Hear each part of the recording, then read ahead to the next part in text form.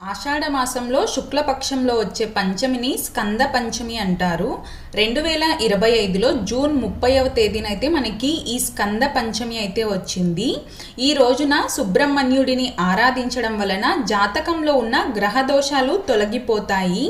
సంతానం, వివాహం, కోర్టు సమస్యల పరిష్కారం, చదువు, ఉద్యోగం, పోటీ పరీక్షల్లో విజయం కోసం ప్రయత్నించే ఎవరైనా సరే ఈ రోజున సుబ్రహ్మణ్యేశ్వర స్వామి వారిని ఆరాధించడం, అలాగే సుబ్రహ్మణ్యేశ్వర స్వామి వారి దేవాలయానికి వెళ్ళి స్వామివారికి అభిషేకం చేయించుకోవడం, లేదు అంటే గనక జంట నాగులకి కానీ పుట్టకు కానీ వెళ్ళి అక్కడ పాలతో కానీ లేదంటే నీటితో కానీ అభిషేకం చేసుకోవడం, సుబ్రహ్మణ్య అష్టకాన్ని ఈరోజు 3 సార్లు కానీ 5 సార్లు కానీ చదువుకోవడం, ఓం శం శరవణ భవాయ నమః అనే మంత్రాన్ని అనేక సార్లు పఠించడం వలన ఆ సుబ్రహ్మణ్యేశ్వర స్వామి వారి అనుగ్రహం మన మీద పరిపూర్ణంగా అయితే ఉంటుందండి.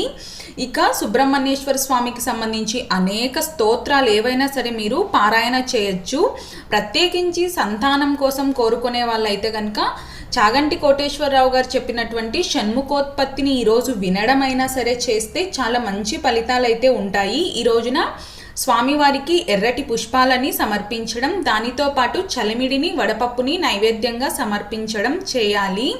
అలాగే మనకి జూన్ 30 అయితే స్కంద పంచమి వచ్చిందండి. జూలై 1వ తేదీ షష్ఠి, మంగళవారం. చాలా విశేషమైన రోజులు. ఈ 2 రోజులు కూడా నాన్ వెజ్ అనేది తినకుండా ఈ 2 రోజులు కూడా సుబ్రహ్మణ్యేశ్వర స్వామిని ఆరాధిస్తే స్వామివారి అనుగ్రహం తప్పకుండా మనందరి మీద కలుగుతుందండి. ఈ 2 రోజులు కూడా సుబ్రహ్మణ్యేశ్వర స్వామిని విశేషంగా అయితే ఆరాధించండి. సమస్తమైన కోరికలని కూడా ఆ సుబ్రహ్మణ్యేశ్వరుడు మనం భక్తితో ఆరాధిస్తే నెరవేరుస్తాడు.